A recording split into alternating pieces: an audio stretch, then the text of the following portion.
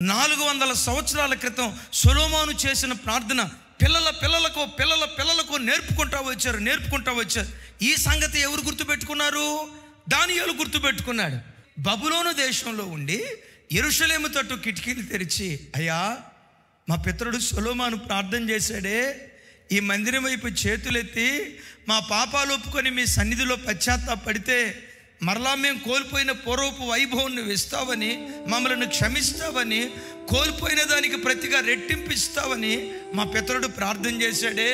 70 సంవత్సరాలు ఈ స్థలంలో మేము బానిసలుగా బ్రతకాల్సి వస్తుందయ్యా, మాకు విడుదలివయ్యా అని రోజు యెరూషలేము తట్టు కిటికీలు తెరిచి రోజుకు ముమ్మారు ప్రార్థించేవాడు. ఒక మాటలో చెప్పాలంటే దానియేలు ప్రార్థనని ఎంత ప్రేమించాడంటే ప్రాణం కంటే ప్రార్థన ఎక్కువ ప్రేమించాడు. 102 డిగ్రీల జ్వరమైన ఆ రోజు కూడా అరుణోదయ ప్రార్థన మానకం. అప్పుడే హాస్పిటల్ నుంచి నువ్వు ఇంటికి వచ్చిన ఆ సాయంత్రం కుటుంబ ప్రార్థన మానకం. నీ ప్రాణం కంటే, నేను మరలా చెప్తున్నా, నీ ప్రాణం కంటే ప్రార్థనను ప్రభువుని ఎక్కువ ప్రేమించు.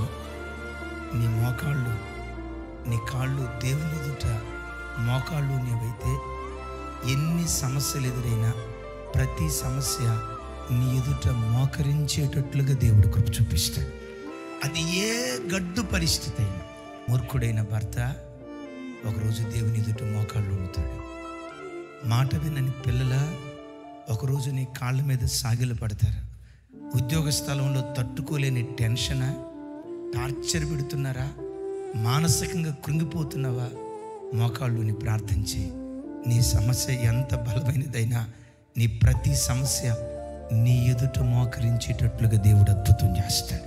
ఎవరికి చెప్పుకోలేని మానసిక కృంగుదల, నీ గుండెల్లో వేదన చెప్పుకుంటే చులకనైపోతావేమోనని, నీ గుండెల్లో వేదన చెప్పుకుంటే నీ కుటుంబ గౌరవం బజారు పాలు చేసిన దాని అయిపోతామని లోపట పిల్లలు ఎలా అని చెప్పుకోలేక, భర్త ఎలా అని చెప్పుకోలేక, భార్య ఎలా అని చెప్పుకోలేక, పిచ్చోడులాగా మానసికంగా ఆలోచించి కృంగిపోయి చావాలా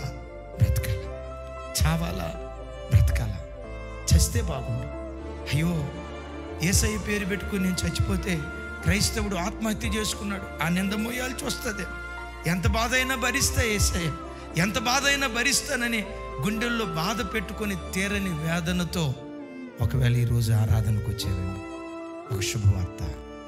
నీ కాళ్ళు దేవుని ఎదుట మోకాళ్ళు ఉనితే ఏ సమస్య అయినా నీ ఎదుట మోకాళ్ళు ఉండేటట్లుగా దేవుడు అద్భుతం చేస్తాడు.